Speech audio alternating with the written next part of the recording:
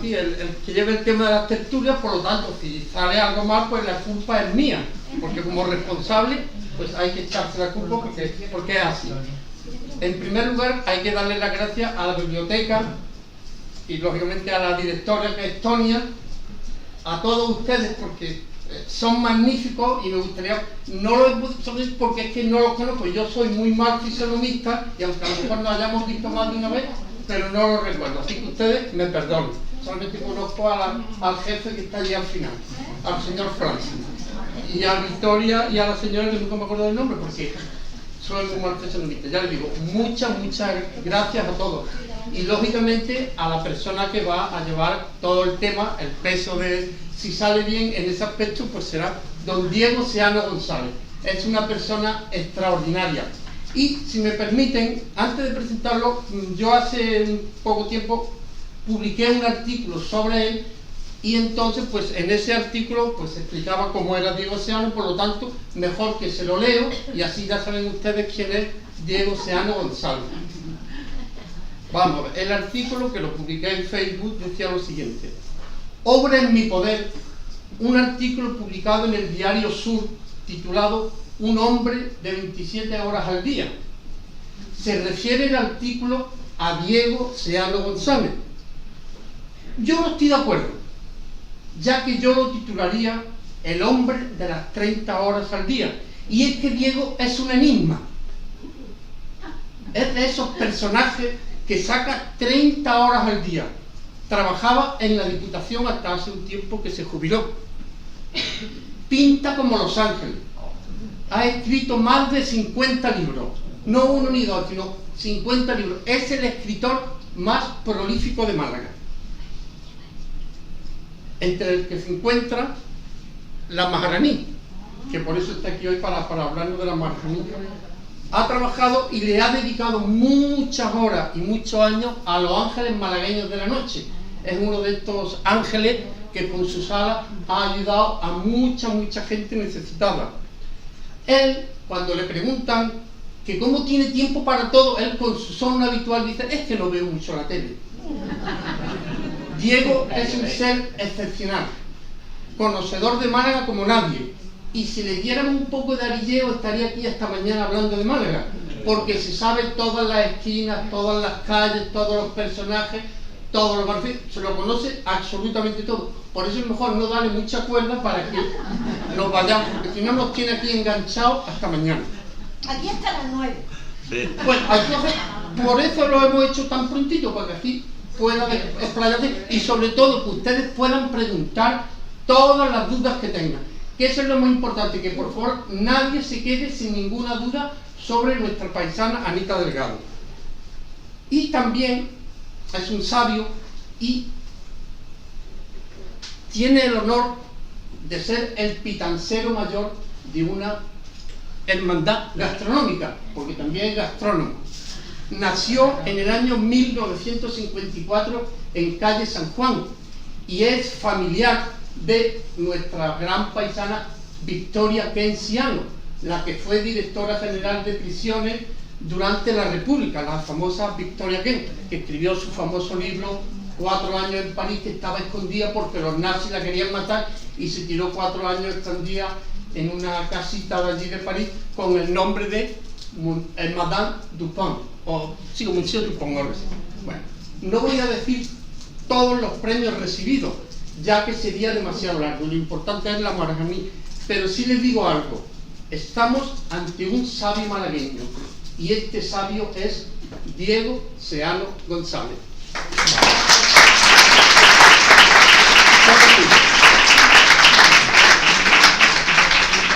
Yo te quiero mucho, José Ramón, pero yo me parece que se han dado cuenta que somos muy amigos, ¿eh? Ya he exagerado un poquito.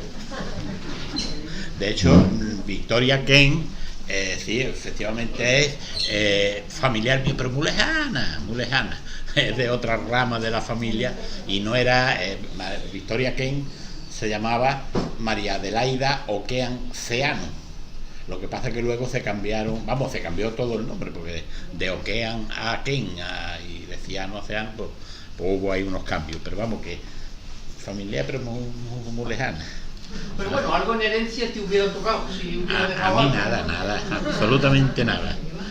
Bueno, pues buenas tardes, queridos amigos, muchas gracias por vuestra multitudinaria asistencia, lo cual pues a uno le da más alegría para cuando va a dar una charla.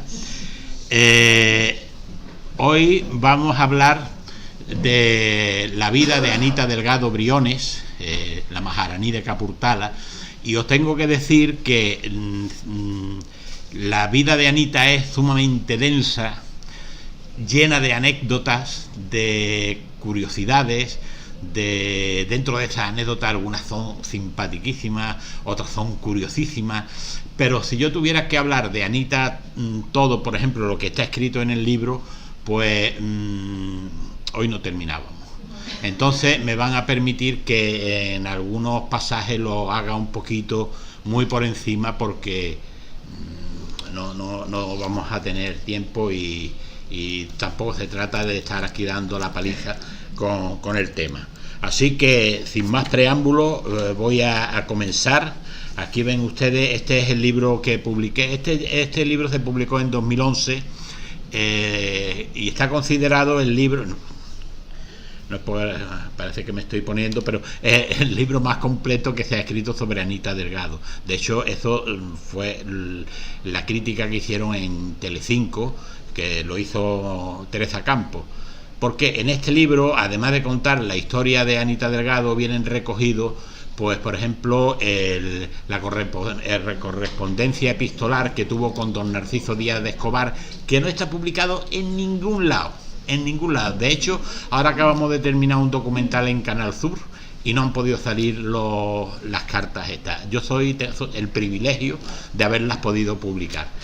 Y además, pues también hablo muy extensamente de la parte de Anita en Málaga, cosa que hoy no me voy a extender mucho, pero bueno, si este libro posiblemente ya en las librerías no podéis encontrar porque está ya descatalogado, pero si lo llamáis a la editorial sí os lo pueden proporcionar, ¿no? De verdad que hay muchos datos. Yo el libro este ya lo tengo olvidado. Tengo idea que yo no estoy haciendo publicidad del libro porque a mí ya me da igual. Ya, se venda o no se venda, a mí ya me da igual. Pero os lo digo por si alguno está más interesado, que lo sepa. Además, este libro se va a quedar aquí para la biblioteca, por si alguno quiere hacer alguna consulta o lo que sea, pues ya lo tiene aquí y se ahorra de comprarlo. Bueno, sin más dilaciones, pues Anita Delgado, vamos a ver cómo va esto. Eso es. Aquí ven esta fotografía de Anita Delgado, es una fotografía que se ha hecho con las últimas técnicas de inteligencia artificial, y porque sobre las fotografías que había de Anita son muy complicadas, muy feas, muy mala calidad, y entonces pues se ha hecho con todas las fotografías que se encontraron. Se hizo esta fotografía que, como digo, es de inteligencia artificial y es la que demuestra un poco, se ve más claramente cómo era Anita Delgado. Anita Delgado era una mujer que era muy guapa, pero era muy guapa especialmente para aquella época. Posiblemente hoy los cánones de guapura pues han variado y hoy pues sería, no sé, pero vamos, de todas maneras se ve que era una chica bastante guapa. Bueno, pues Anita Delgado nace en Málaga, en calle de la Peña número 13, en 1850. Y nace en calle de la Peña porque ellos vivían aquí en el bar, en el Perchel, por Dios, en el Perchel. Pero debido a su condición precaria económica, pues se tuvieron que marchar a vivir a casa de la abuela de Anita, la madre del padre, y allí fue cuando ella nació. Ella nació, era la segunda de las hijas de, aquí vemos calle La Peña, donde nació, calle La Peña número 13, una fotografía de la de entonces, porque hoy calle de La Peña no tiene nada que ver con lo que vemos aquí. Y su padre se llamaba don Ángel Delgado y la madre Candelaria Briones. Ella era, Anita, la más pequeña de las dos hermanas. Su hermana Victoria había nacido un año antes, y bueno, pues durante toda la vida que pudieron vivir juntas, las dos fueron amigas, confidentes, uña y carne, todo lo que vosotros queráis, porque eran inseparables. Bien, bueno, en la casa de la abuela vivía no solamente Anita y la hermana y los padres y la abuela, sino también la tita Joaquina, de la que no he mentado, pero también fue un elemento muy importante de esta familia. Hablar sobre la, digamos, formación académica de Anita muy rápido, porque Anita prácticamente pues no tuvo una sobresaliente formación académica por el problema económico que estaban pasando la familia, que no podían ponerla en colegios bueno, pues que hubieran querido. Y entonces lo primero que fue, esta anécdota os la voy a contar porque es muy curioso y posiblemente muchos no conozcan. En Málaga a principios de siglo había una crisis muy grande, una crisis que produjo una hambruna, que la gente moría por las calles. Tanto era así que muchas familias pues apenas podían darle de comer a los hijos.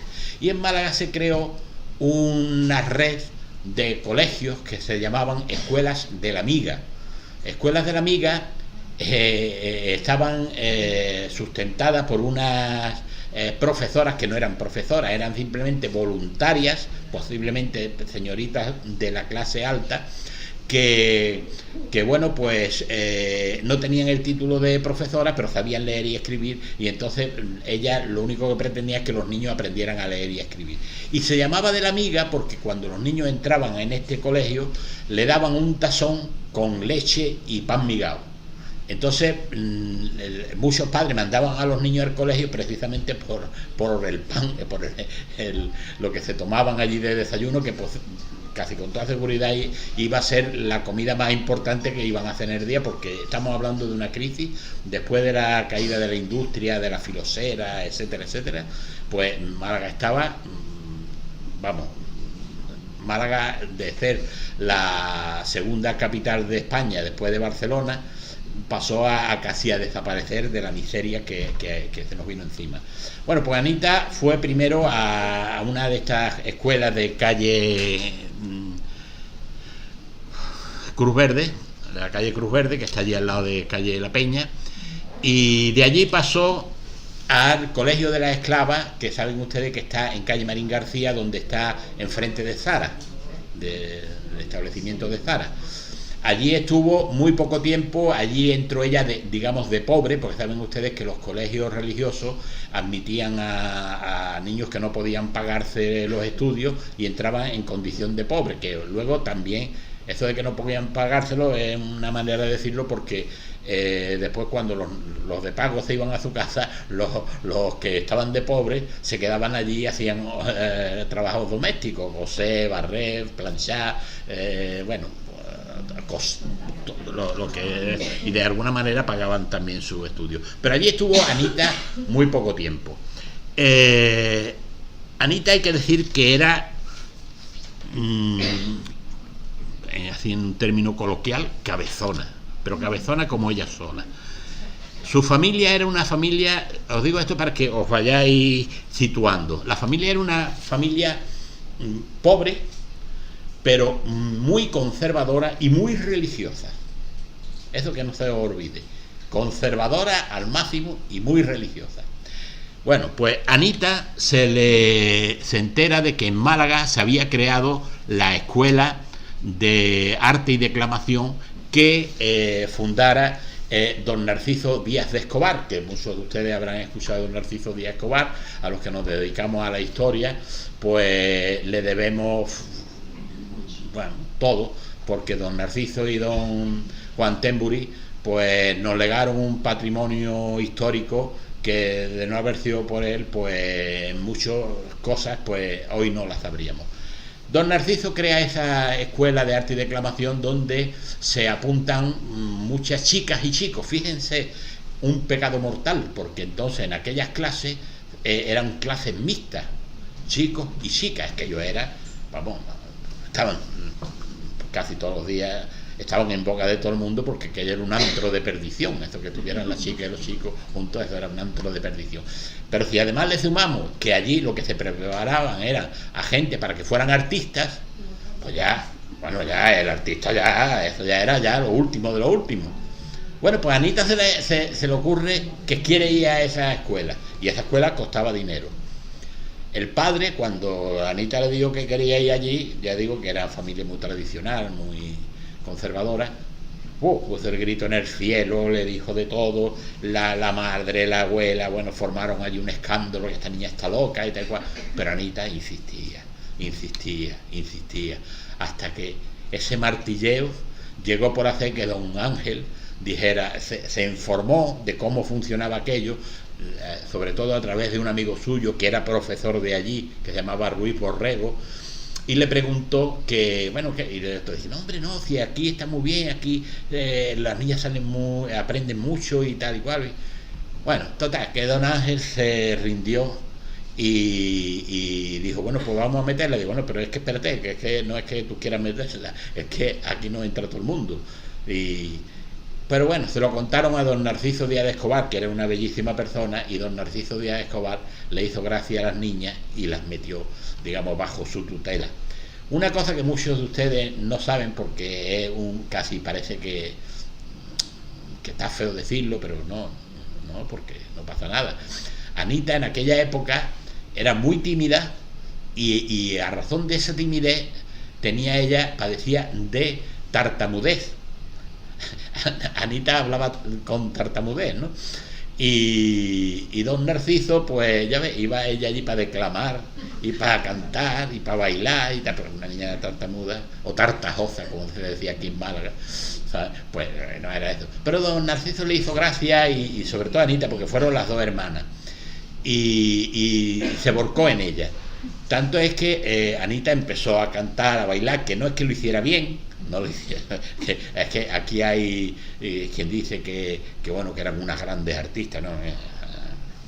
Eran muchas otras cosas, pero artistas no eran.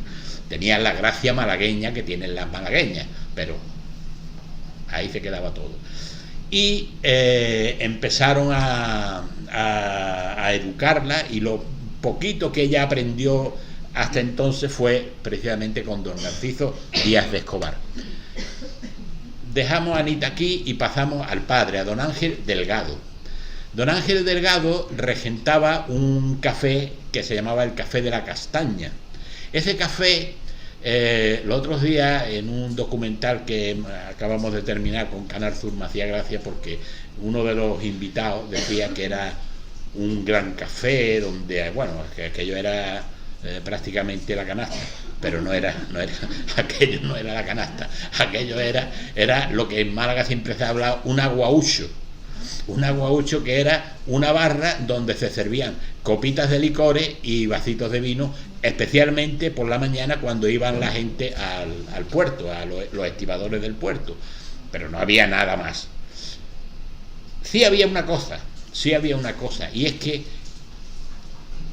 bueno, en la parte de aquí arriba, esta parte de aquí arriba que ven ustedes aquí con la ventanita esta, era un altillo que tenía el bar, y allí se celebraban por las noches timbas de cartas. Y eso sí le dejaba a don Ángel Delgado algún dinero. Lo que pasa que este hombre pues también era aficionado a jugar, y como todos los jugadores que sabemos, para una vez que gana pierden 10 veces. Pues entonces él estaba pasando una crisis tremenda entre lo que le debía a los prestamistas de Málaga y todo aquello, que estaba agobiado. Pero por si aquello era poco, resulta de que en aquella época se dictó una ley por la cual quedaban prohibidas los juegos de cartas y del azar, porque la crisis que había, ya no solamente en Málaga, en toda España, hacía de que mucha gente que tenían poco iban allí a jugar a las cartas, lo perdían todo, y cuando ya se veían arruinados sin más posibilidades de salir adelante, pues lo que hacían era que se pegaban un tiro o se tiraban por una ventana o se suicidaban y había muchos días que por la mañana, cuando el sol iluminaba las calles, pues se encontraban a cadáveres precisamente por estas circunstancias, otros por enfermedades, otros por no comer, otros porque vivían en la calle en malas condiciones y tal, ¿no? Entonces se prohibió, y Ángel Delgado pues como que no hizo ni puñetero caso a aquella orden, en este caso municipal, y le pusieron unas cuantas multas, pero que él no pagaba porque no podía pagarlas. Entonces le dijeron que como no las pagara pues iba a la cárcel. Bien, resulta que en aquella época muere la madre de don Ángel Delgado, y bueno, pues don Ángel empieza a decir que iba a venderlo todo porque quería restaurar el bar de la Castaña y tal, y a los prestamistas que le debía dinero le pidió más dinero, porque decía que bueno, como ahora iba a vender la casa de la madre, porque ya con eso ya le pagaba y quedaban saldadas las cuentas y tal. Bueno, pues así él se hizo, pues vendió la casa de la madre, vendió el bar de la Castaña, así muy de tapadillo, le sacó todo el dinero que pudo a los prestamistas, y una noche, con nocturnidad y alevosía, como diría un abogado, pues cogieron sus pertenencias, se fueron a la estación de Málaga, se subieron en un tren y desaparecieron de Málaga, se fueron a Madrid. Nadie sabía dónde habían ido.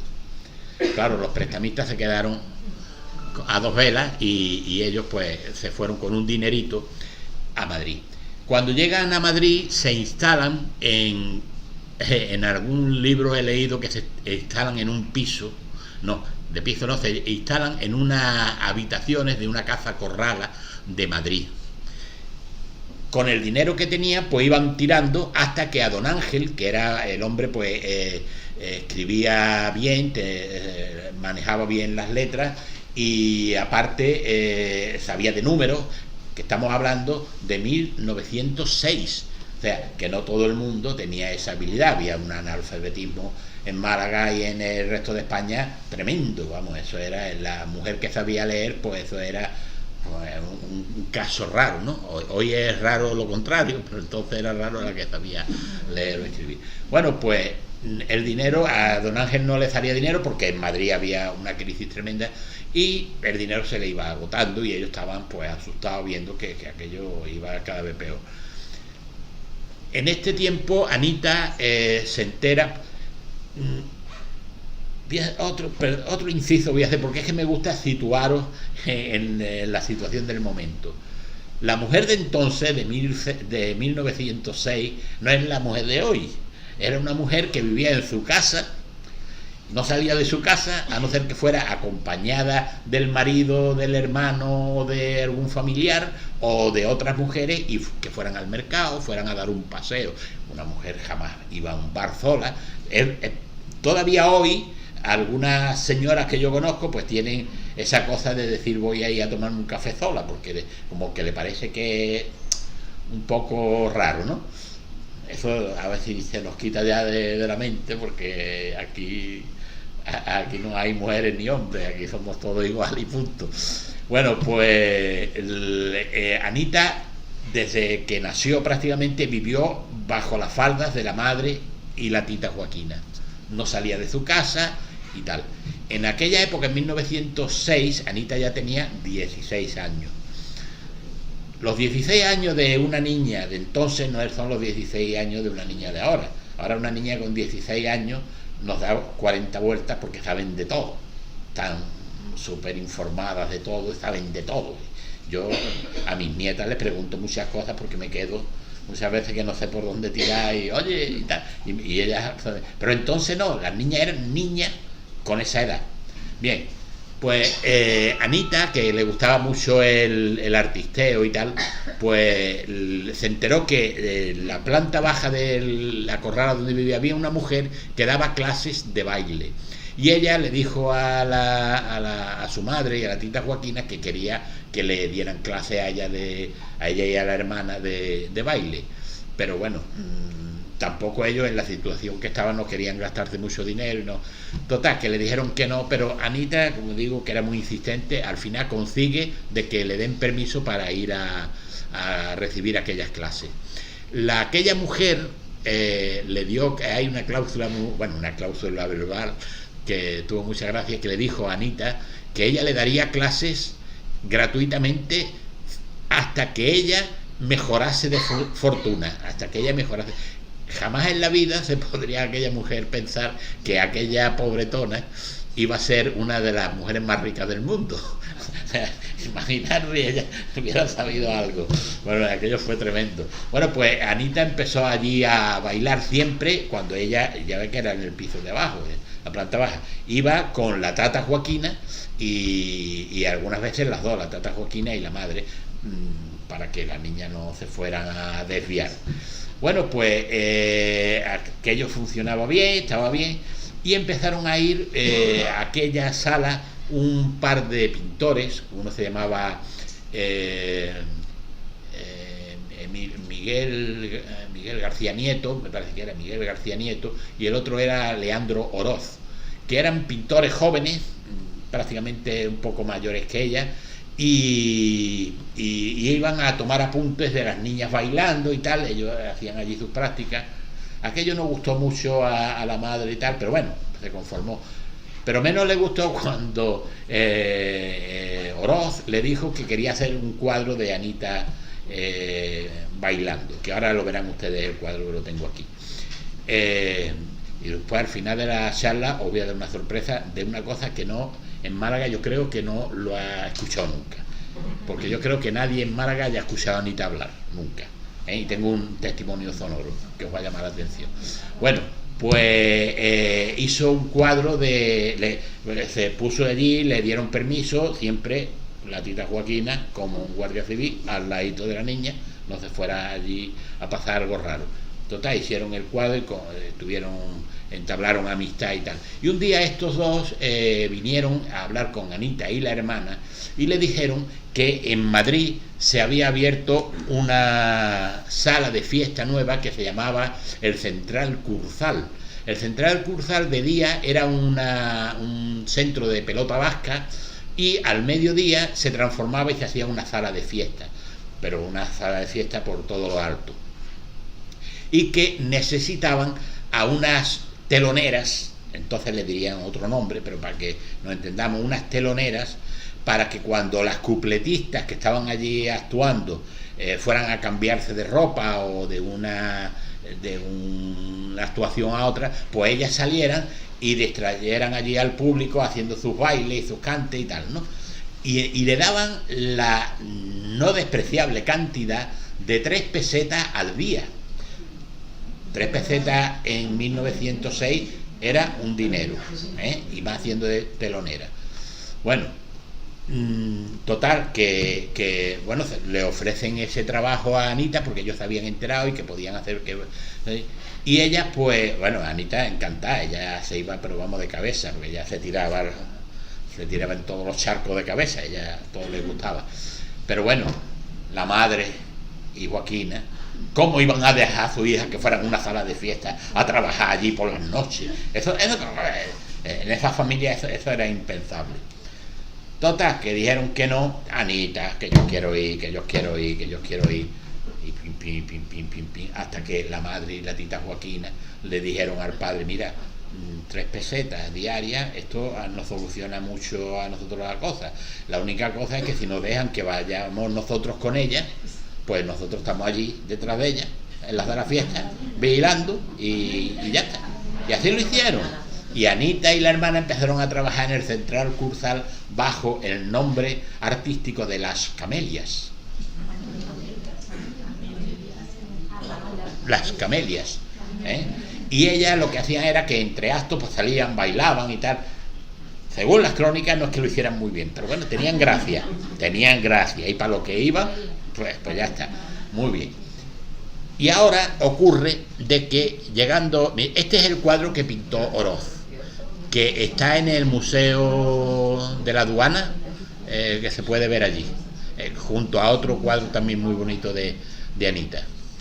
Bueno, ahora entramos en que en aquella época, en aquellos días, don Alfonso XIII y doña María Victoria Eugenia de Battenberg pues iban a contraer matrimonio, allí en Madrid, y habían invitado, como hemos visto en la televisión, cuando se casa un rey, esto pues salen de todas las casas reales y de todo el mundo queriendo ser invitado y tal, y allí, bueno, pues lo que pasó, pues de todo el mundo fueron allí, a la boda, y bueno, invitados por la Casa Real, ¿no? Y ahora la Casa Real, entonces hoy dice, mañana es la boda y mañana por la mañana estoy yo allí, porque cojo el avión y estoy allí. Pero entonces los transportes no eran lo mismo y había que ir con tiempo y tal. Entonces la mayoría de los invitados llegaron 2 días antes. Ellos ya sabían que iban a llegar 2 días antes. Y la Casa Real, para que esos invitados no se aburrieran esos 2 días, le procuraron que cada invitado especial de estos tuvieran una pareja de personas que le sirvieran de cicerones, de guías, y le enseñaran Madrid, lo más bonito de Madrid, lo tuvieran entretenido y que ellos lo pasaran bien. Entonces la Casa Real invitó a los más importantes personajes de la cultura del Madrid de a principios de siglo. Aquí ven, todo esto son nombres conocidos. Tenemos aquí don Ramón del Valle Inclán también, que lo ven aquí con las barbas, y aquí lo tenemos a don Ramón del Valle Inclán. Y bueno, pues a cada uno le asignaron a un personaje de los que habían venido para que los pasearan por Madrid y tal. Claro, saben ustedes que en aquella época los intelectuales era casi ya una costumbre muy arraigada el que pasaran más hambre que el perro un ciego. O sea que ellos estaban toscaninos. He visto la película La Colmena, que lo refleja muy bien. Entonces estaban todos, porque sí, todos eran muy literatos, todos escribían muy bien y tal, pero no vendían y no comían, y lo tenían fatal. Entonces allí vieron ellos una oportunidad. Aquí nos vamos a poner las botas, llevando a estos de un lado a otro, vamos a coger dinerito, vamos a estar invitados en todos lados. Bueno, como así fue. Bueno, pues a don Ramón del Valle Inclán y a don Julio Romero de Torres, que os sonará, pues le encomendaron a un personaje muy curioso que vino a la boda, que fue el marajá de Capurtala, Ajib Sin. Bueno, cuando llegó Ajib Sin, bajó del tren, le esperaba una carroza que él ya había mandado con anterioridad, muy adornada y tal, y el marajá bajó allí con su ropajes de marajá, su turbante, sus plumas, aquello parecía la cabalgata de los Reyes Magos, y llevaba a la Guardia Real, que iban todos de punta en blanco. Bueno, ¿no? Es como iban todos allí, mucho dinero y estaban todos muy bien. Y bueno, en el camino de la estación al hotel, pues la gente se agolpaban a ellos, porque era como si estuvieran viendo eso, una cabalgata de Reyes Magos o algo, porque eso no lo habían visto, esos caballos blancos con esos plumeros y tal. Aquello era. Y una vez que vio aquello fue Anita Delgado, que lo cuenta ella en sus memorias, que lo vio y quedó sorprendida ante la magnificencia de aquel personaje, ¿no? Y luego se dice que el marajá se fijó entre la muchedumbre de una niña que le gustó mucho, yo esto no lo tengo muy claro, pero bueno, vamos a dejarlo ahí. Y bueno, pues llega allí al hotel, y el primer día estuvo con don Ramón del Valle Inclán, Julio Romero de Torres, le llevaron por diferentes sitios de Madrid, vieron tal, y por la tarde se fueron al Central Curzal. Allí en el Central Curzal, estos dibujos son de un amigo mío, que es Ignacio Padilla, que eso es para reventar de bien que dibuja. Bueno, pues lo llevaron al Central Curzal para que vieran allí pues las cupletistas que habían y tal, ¿no? Y el marajá se quedó sorprendido porque vio actuar a Anita Delgado. Él quedó impresionado por la belleza de Anita. Como siempre él lo dijo, que aquello fue un flechazo Yo particularmente creo que en principio lo que se quería era llevar a Anita al huerto. Vamos a ser sinceros, porque vamos, tampoco uno no nació ayer. Y le dijo a don Ramón del Valle Inclán que le dijera a Anita que si se quería ir, que él le iba a dar un dinerito muy gracioso, que para que pasara allí, estuviera allí en el hotel con él. Vamos. Y claro, cuando la madre se enteró la proposición, saben ustedes que a don Ramón del Valle Inclán le faltaba un brazo, pues por poco si no le arranca el otro. Le entró un mar de levante a la madre y a la tita, que por poco si no se lo cargan. El Marajá, que era una persona que estaba acostumbrado a tenerlo todo y al momento, aquello, que no pudiera esto, no, y entonces al día siguiente el Marajá pidió ir allí otra vez. Por cierto, se llamaban las camelias, pero la gente las conocían como las guapas malagueñas. Bueno, pues al día siguiente vuelve el Marajá y le dice a don Ramón del Valle Inclán, el pobre iba a perder la barba y todo allí, le dice: mira, dile a la madre y a la tita que le doy el peso de Anita en joya y oro. Vamos, a mí me lo dice y yo me voy con el Marajá. Y yo estoy... Bueno, pues no, era la que lió la madre y la que lió la tita. Vamos, por poco si no lo echan a todo allí. Bueno, se forma un escándalo tremendo. Se fueron al hotel con la mala pata de que al otro día pasó un incidente que ya no pudieron ir más. Ahora sigo con lo del incidente. En este Central Cursal actuaban Julia Pons, que era una cupletista muy conocida, la Chelito, que muchos de ustedes habrán escuchado hablar de la Chelito, la Fornarina, que era también un número 1, y esta última que voy a poner ahora la había escuchado todos. Empezó como cupletista y terminó como espía, que fue la famosa Mata Hari. Aquí tenemos a Mata Hari un poquito ligerita, pero y eran las cupletistas que en aquel momento estaban allí. Bueno, pues llega el día de la boda, se celebra la boda, claro, ese día no iban a estar de salas de fiesta ni nada, estaban todos allí concentrados en la sala de fiesta. Verán ustedes que hay uno con un turbante por aquí, y bueno, todo salió muy bien, todo muy bonito, muchos saludos, y cuando salen a la calle, pues todo Madrid se echó a la calle a recibir a la comitiva real que pasaba por las calles en dirección, pues se casaron en los Jerónimos y iban al Palacio Real y dieron, para que lo viera la gente y tal, dieron una vueltecilla por allí.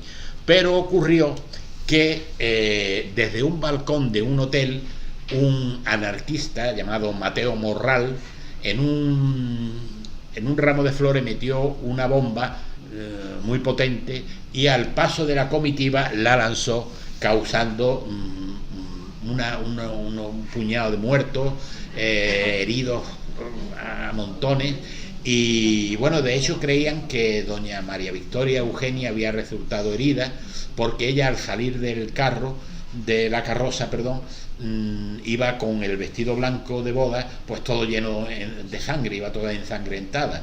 Y eso fue no porque ella estuviera herida, sino porque uno de los caballos, al reventar, pues le salpicó todo y le llenó ella de sangre. Por suerte, pues ella no sufrió daño alguno. ¿Qué pasó? Pues que la Casa Real inmediatamente pidió a todos sus invitados que cogieran puertas y se fueran a su casa, porque no sabían si aquello había sido un atentado aislado o era el preludio de otros que podían surgir, ¿no? Y salieron pues todos, cada uno a su destino. El Marajá salió, esta vez sin carroza ni nada, cogió el tren y se fue derecho a París, que es donde él estaba viviendo. Y bueno, pues aquí en principio perdemos la pista del Marajá. Pero el Marajá, que además era muy caprichoso, ya verán ustedes en otros detalles, era muy caprichoso y además lo tenía que conseguir todo, empezó pues que seguía diciendo que él quería estar con Anita Delgado. Le manda una... Ahí tiene un sitio, si quiere. Le dijo a Anita, le mandó una carta a Anita Delgado diciéndole, fíjense qué barbaridad, yo es que todavía no me hago ni cuenta. En 1906 le manda una carta diciéndole a Anita que si ella accede a pasar un mes con él en París, él le pagaría 100.000 pesetas. 100.000 pesetas, si 3 pesetas al día, 30 pesetas al mes, para ellos era 30 pesetas al mes, era 100.000 pesetas. Vamos, que yo me voy con el Marajá, no me iba yo, está claro, está. Bueno, pues nada, y la familia cuando se enteró de aquello, formó un escándalo, que no, que va. Y don Ramón del Valle Inclán, que a través de él le llegó la carta, que él veía que allí que a ellos le venía bien, pues empezó a actuar de Celestina. Mire usted que esto es, que su hija está con un Marajá y que está igual, que esto no tiene importancia, que no. La familia no quería y dijeron que no. El Marajá manda otra carta, en este caso diciéndole de que él estaría dispuesto a casarse con ella. El Marajá estaba ya fritito, el pobre ya estaba ya que no dormía, no veía ya ni los telediarios, ya era todo era Anita Delgado. Y bueno, pues coge coge el Marajá, manda aquella carta diciendo que quería casar, y cuando lo recibe la madre y la tita y el padre, que mi hija se va a casar con un moro, porque aquí todo el que no era cristiano era moro. Ya podía ser chino, el que no era cristiano era moro. Que mi hija se va a casar con un moro, está salado, que no sé qué, no. Total, que dieron que no.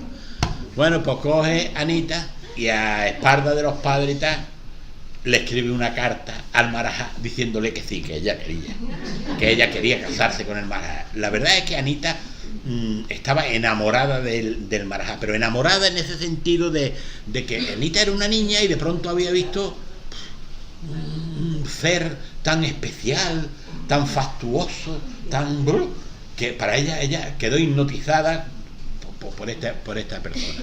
Y entonces y escribió una carta y se la dio a don Ramón del Valle Inclán. Don Ramón del Valle Inclán, cuando leyó la carta, se echaba las manos a la cabeza, porque Anita, aparte de no saberse explicar muy bien, ella pues tenía que escribía fatal, ya no digo de falta de ortografía, sino concordancia de palabras, y bueno, un desastre. Y don Ramón del Valle Inclán dijo, esta es la mía, te le escribo yo ahora una carta, le digo que ha sido ella, y no veas. Y es verdad, don Ramón le escribió una carta al Marajá, muy poética, muy bonita, con unos tintes de Chateaubriand, una cosa, que cuando la vio el Marajá se quedó, va a ganar al entrar. Total, que el Marajá dijo que sí, que me caso con ella, lo que quiera, que yo me caso con ella. Don Ramón del Valle Inclán más contento que unas Pascuas, porque digo, aquí no voy a todo, que yo me voy a forrar, porque era el Marajá agradecido, da igual. Bueno, total, que ya los padres se enteran, se forma un escándalo muy grande, una pelea muy enorme, y que al final pues dice, mira, si la niña se quiere casar con el moro, porque se case con el moro, ¿qué vamos a hacer nosotros? Claro, a ellos le venían muy bien también las cosas como son, pero bueno, pero ellos, es verdad que para ellos era más importante su hija, eso se ve a lo largo de su historia. Hay muchos datos sobre todas estas cosas que están en el libro, que si alguno, como ya digo, lo va a tener aquí la biblioteca también, pues lo podéis consultar allí. Bueno, pues resulta de que acceden y el Marajá manda a un secretario suyo y firman un acuerdo de boda con los padres. No vino el Marajá, vino el secretario, firmaron aquel acuerdo de boda, un acuerdo de boda que se haría efectivo en París. Entonces toda la familia se tenía que ir a vivir a París.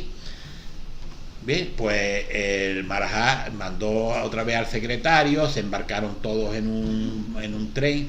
El viaje en tren fue especial, que que os hartáis de reír porque le pasaron a Anita cosas curiosísimas, y llegan allí a París. Llegan a París. Vamos a ver. Aquí llegan ya a París. Hay que decir que el don Ramón del Valle Inclán, que tan contento estaba porque veía allí que iba a triunfar, pues el Marajá, en agradecimiento a sus servicios prestados, le regaló un traje de gala de esos que se utilizaban allí en la India, para que se lo pusieran en actos oficiales. Eso fue todo lo que le regaló, de modo que habría que haber visto la cara que se le puso a don Ramón de Valle Inclán. Bueno, pues llega Anita allí a París esperando ver al Marajá, y con lo que se encuentra es que la estaba esperando una chica que se llamaba Miss Emily, que era una institutriz que había contratado el Marajá para que educara a Anita, sirviera como una especie de Pigmalión de Anita, para que Anita se pusiera al día de los usos, costumbres, buenos modos, la educación europea, que estuviera a la altura de otras de su categoría, ¿no? Y bueno, el Marajá no estaba, porque en esos momentos estaba en un tema, porque él pasaba mucho tiempo en Londres, de reuniones y cosas. No eran cosas raras, eran cosas de trabajo suya, ¿no? Y mientras tanto Miss Emily la cogió, la llevó a un hotel que el Marajá, porque eso es otra, decían, hay muchos que dicen que el Marajá tenía un palacio en París. Es mentira. El Marajá lo que tenía era, en un hotel muy célebre de París, tenía una planta entera suya, suya, que la tenía alquilada, y es donde vivía, digamos, cada vez que estaba allí en París. Entonces allí se instaló Anita con Miss Emily, y mientras llegaba el Marajá y tal. Hubo una cosa curiosa, y es que a la familia los ubicó en otro hotel lejos de ella, pero con muy buen sentido, muy buen sentido, porque el Marajá le tocaba mucho las narices el tener que hablar con Anita a través de un intérprete, y entonces quería que Anita aprendiera el francés lo más pronto posible. Entonces Miss Emily tenía encomendado que la tenía que enseñar el francés rápido. ¿Qué pasaba? Pues que si la familia iba a verla y estaba con ella, pues iban a hablar en español, y entonces no. Entonces de esta manera se esforzaba para aprender francés. De hecho, tan solo le permitió que una tarde a la semana la familia fuera a verla.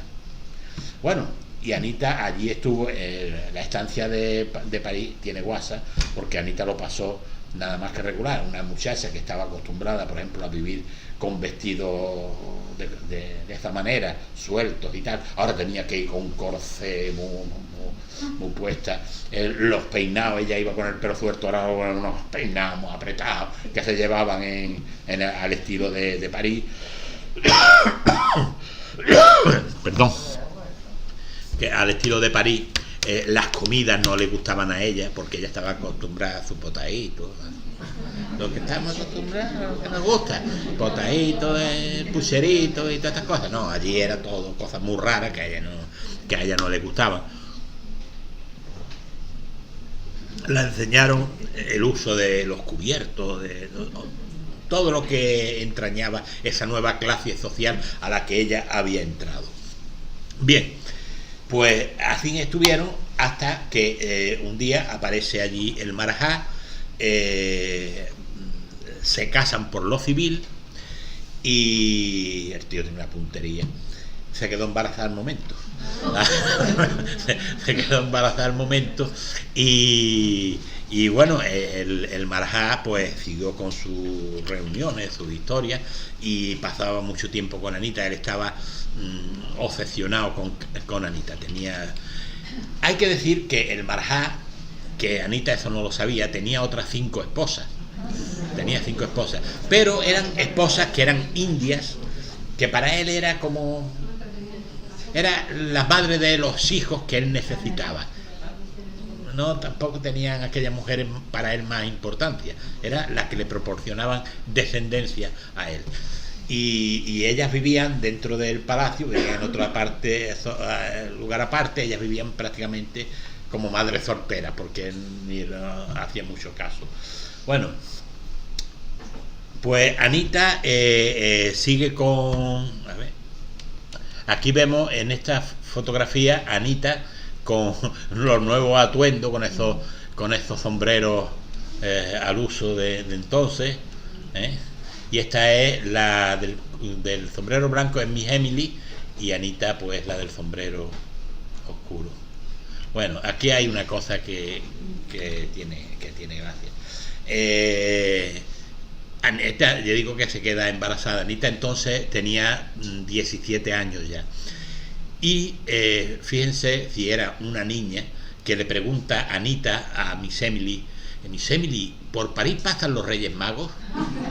17 años, pero era la niña de entonces. Y Miss Emily le hizo aquello mucha gracia y le dijo: mira, por aquí no solamente pasa, sino que traen más regalos que en ningún sitio.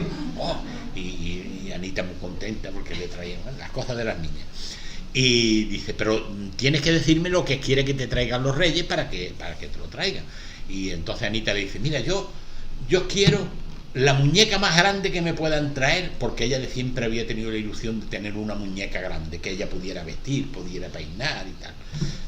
Dice: tú no te preocupes, que yo sé que los Reyes Magos te van a traer la muñeca más grande que haya, ¿vale? Dice: ¿y qué más cosas quiere? Y dice: y también quiero unos mellizos.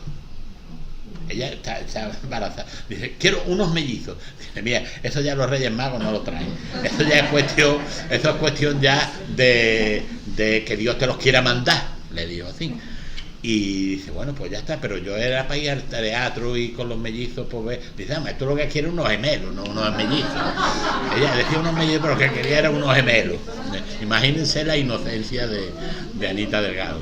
Bueno, a los reyes aquel año le trajeron a Anita una muñeca casi de su estatura, y con un vestido que ella se lo quitaba, se lo ponía, le peinaba, le ponía, lo quitaba, le ponía, hasta que ya se hartó de tanto quitar y poner, porque era el mismo vestido, la misma. Y entonces le dijo a Miss Emily: mira, Miss Emily, a ver, no hay otro vestidillo que le pueda yo poner a la muñeca, y ella que ya está. Y dijo Miss Emily: no te preocupes. Y Miss Emily fue al mejor modista que había en París, que entonces era Monsieur Pasquin. Cuando digo el mejor modista que había en París, quiero decir el mejor modista que había en el mundo, porque París era la meca de la moda, y entonces Monsieur Pasquin era el number one de esto. Y le hizo una colección. En algunos sitios dicen que le hizo 12 trajes, y en otros dicen que hizo 6. Entonces Anita muy contenta allí vistiendo a su muñeca, no tenía otro entretenimiento que hacer que estar allí. Pues bueno, pues ya está. Bueno, pues llega el Marajá otra vez de estar con ella. Ya digo que ella estaba embarazada, y le dijo que se iba a la India porque quería poner en condiciones el palacio de Capurtala, donde ellos se iban a ir a vivir, para cuando ella llegara a Capurtala que estuviera allí en condiciones. Bueno, pues el Marajá se fue y empezó, efectivamente fue allí a terminar una obra del Palacio de Capurtala, que él decía que el palacio se lo había hecho a ella. Eso era mentira, porque antes de conocer a Anita, mucho antes, ya el palacio había empezado a ser construido, ¿no? Lo que pasa es que por circunstancias se aburrió y lo dejó, y cuando ya conoció a Anita le entró otra vez la bulla por terminar el palacio. Bueno, pues se va allí el Marajá, y un día reciben una carta del Marajá diciendo de que ellos ya se tenían que ir a la India, que él lo esperaba allí en Capurtala y que ellas se fueran allí a la India. Entonces Miss Emily le dijo que a la India no iba, que ella era de París, que ella no salía de París porque a ella le gustaba París, que ella no se iba. Entonces el Marajá, pues aquello le contrarió bastante y contrató a otra, porque Miss Emily tenía más o menos la edad de Anita, un poquito más, pero eran casi de la misma edad. Pero contrató a otra institutriz que era Madame Dijon. Madame Dijon era una mujer que se había criado en la India, porque el padre era militar inglés.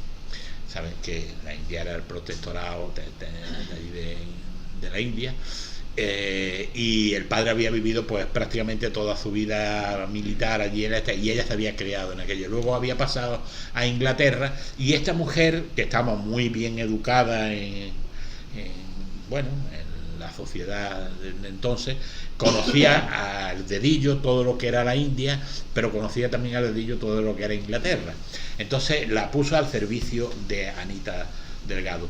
Pero el Marajá, viendo que Anita pues añoraba Málaga y tal, pues tuvo un detalle con ella muy buena, porque si al principio, como digo, se la quería llevar huerto, ahora empezó el Marajá a enamorarse de Anita.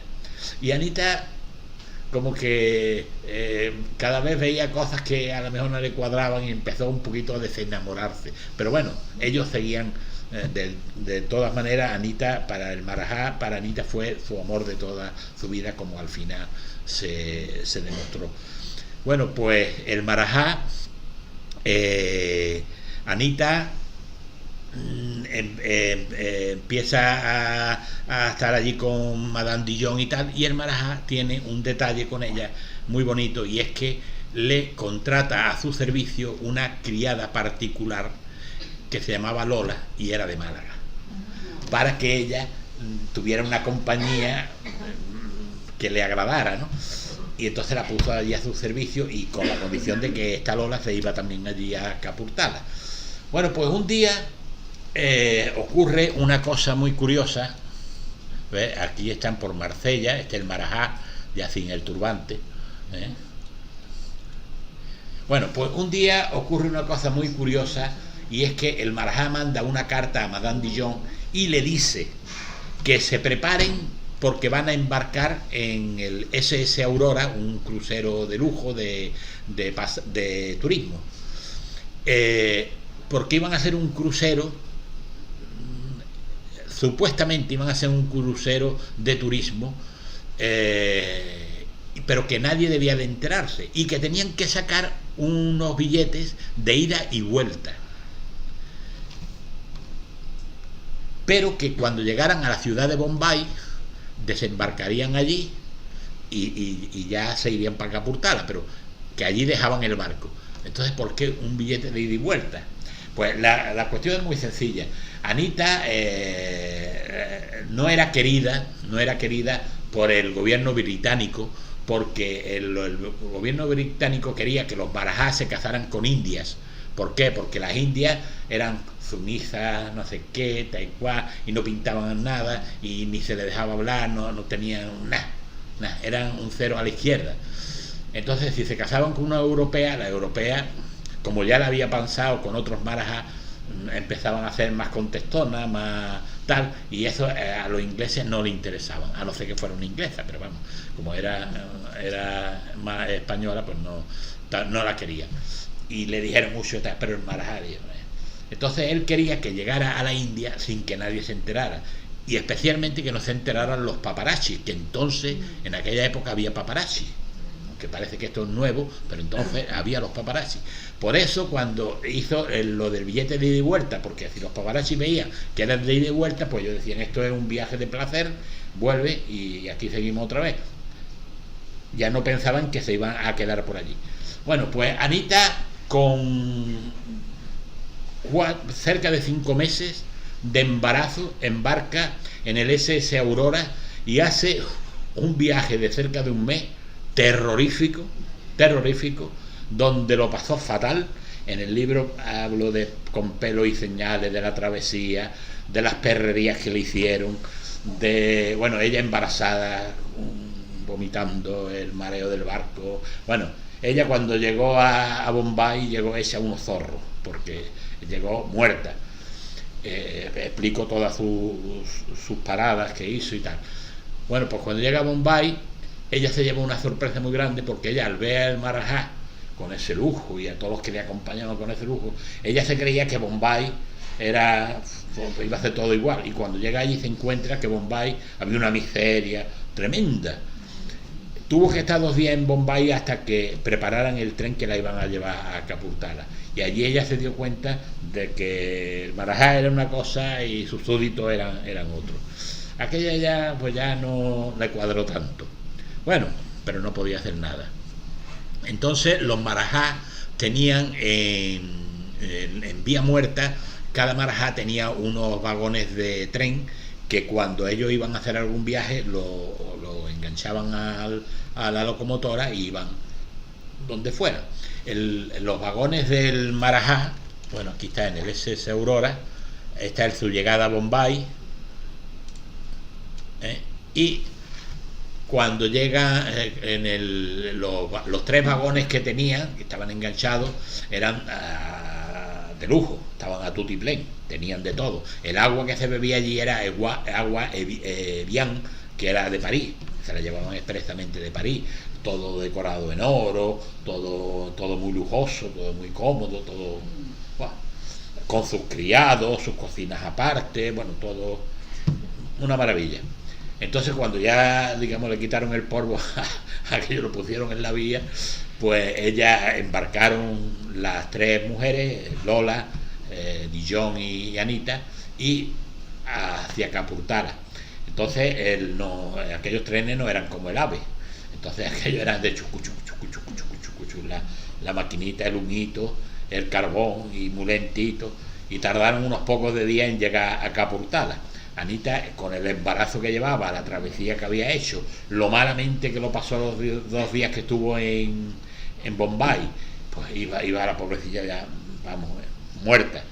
Bueno, pues cuando llegan a Bombay, ella estaba deseando ver al Marajá, porque ella tenía muchas ganas de ver al Marajá, y se asomó por la ventanilla y vio que había mucha gente tocando las palmas, una música chimpum, chimpum, chimpum, la música no chimpum, eran indios,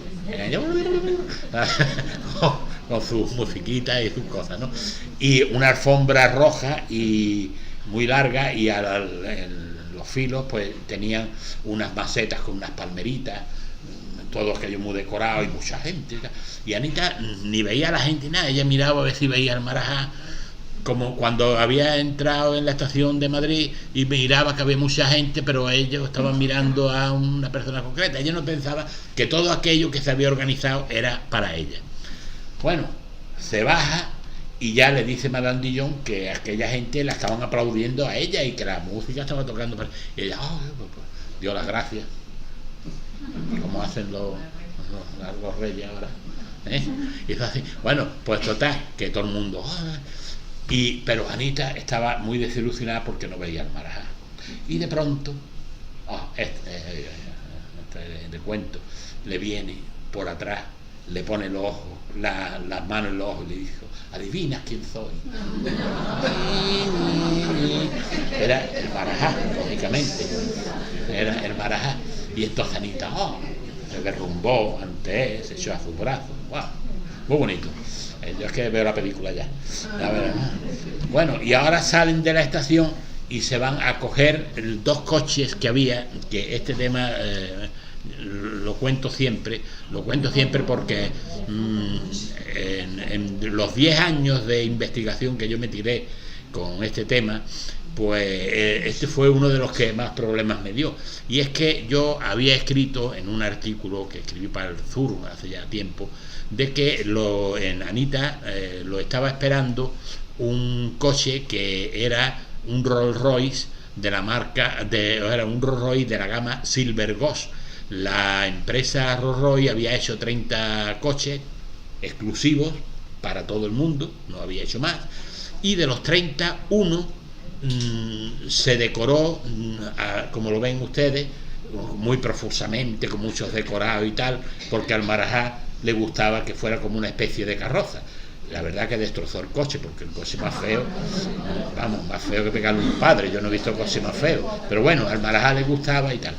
¿Qué pasó? Pues cuando yo publiqué aquello, que yo lo publiqué sin la fotografía ni nada, pues me decían que yo me lo había inventado, que no, y yo no tuve la precaución de haber tomado nota de donde lo había sacado de esta, y me pusieron por embustero y me dijeron wow, de todo. Bueno, pues mire por dónde al final encontré la referencia, incluso la foto, y ya pues todos se tuvieron que callar. Y aquí está, este es el coche que llevó al Marajá y a Anita. Entonces, en el coche primero iba el chofer, el secretario, el Marajá y Anita. Y en el coche de atrás, que era igual, pero que era más bonito, era sin tanta tontería, pues iba el Madame Dijon, la Lola y el chofer.